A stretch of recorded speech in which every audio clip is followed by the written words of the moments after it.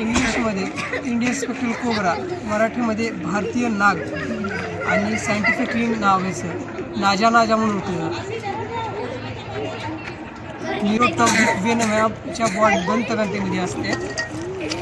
त्याचे स्केल बघू शकता. आणि जेवढी विषारी म्हणजे नाग आहेत, नाग जाती जेवढे साप आहेत ते असे फणा काढतात. आणि नागांमध्ये दोन प्रकारचे नाग भेटतात आपल्या इथे. डायस्लेटेड कोब्रा, मोनोस्लेटेड कोब्रा. हा डायस्लेटेड कोब्रा आहे.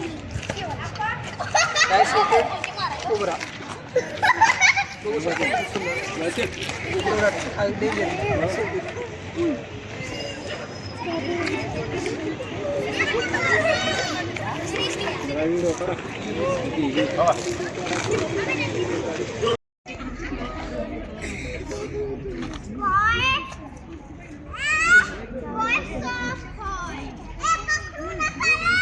दुसऱ्या काही द्यायला मला.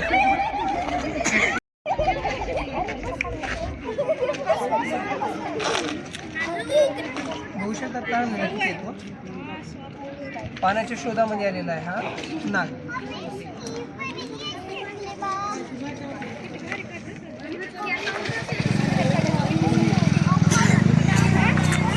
टॉक्सिक वेनम म्हणजे दंतकांतीमध्ये म्हणजे दातामध्ये असतं. तुम्ही जर जबडा हालताना बघू शकता.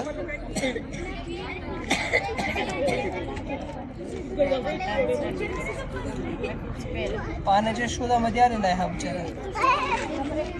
रस्ता चुकून आलेला आहे.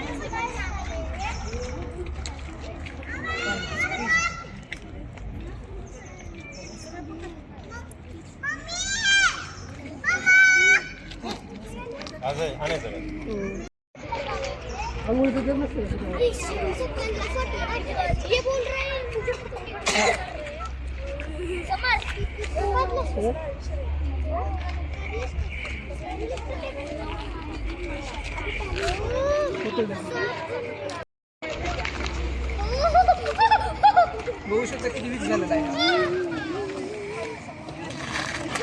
पर तेवढा डेंजर आहे. किती साप दिसले तर त्याला पकडायला जाऊ नका. आम्ही जसं पकडतात तशा पद्धतीने पकडायचा प्रयत्न करू. बघू शकता तुम्ही. एक चूक आणि मरण आपल्या हातात आहे.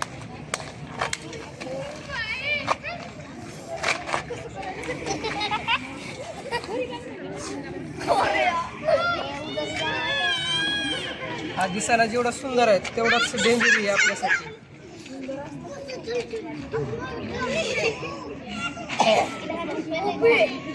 हा एवढा थकलेला आणि ह्याला तर खायला भेटलं नाही. पूर्ण थंडीमुळे पूर्ण स्केल्स का खराब झाली आहे.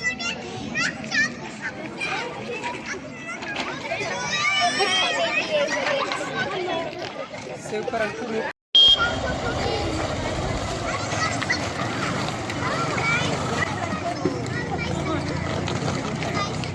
कसला भारी साप आहे.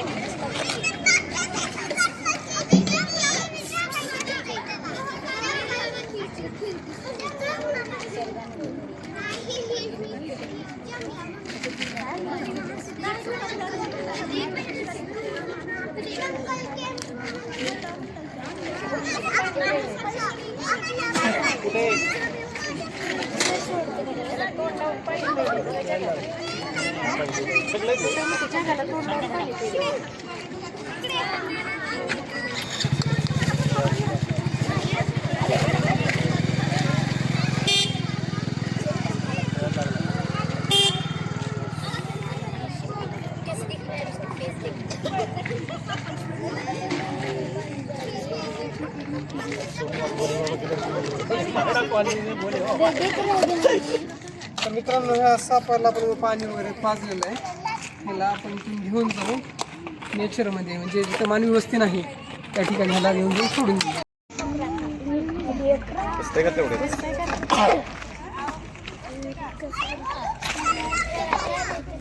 त्याला सुराख पाडावं लागेल ना, ऑक्सिजन मिळणार नाही. हो हो.